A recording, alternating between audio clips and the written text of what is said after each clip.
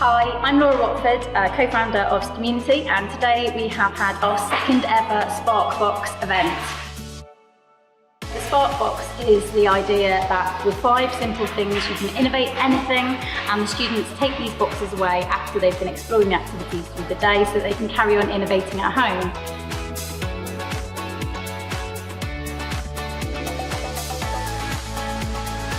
This year's theme was based around the This is Engineering water theme set by the Royal Academy of Engineering, and so of course we couldn't miss the opportunity to visit the Mary Rose Museum.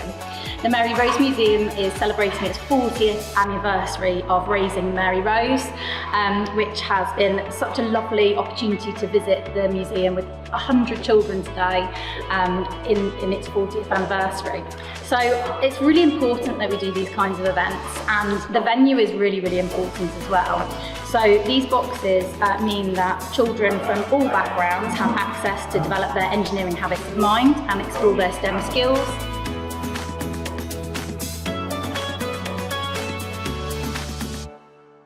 We've got QR codes on all of the activities so they can find out the science behind it, so they can tweak it, so that they can try and do the investigations and change variables, explore the concepts to greater depth, so really the learning continues.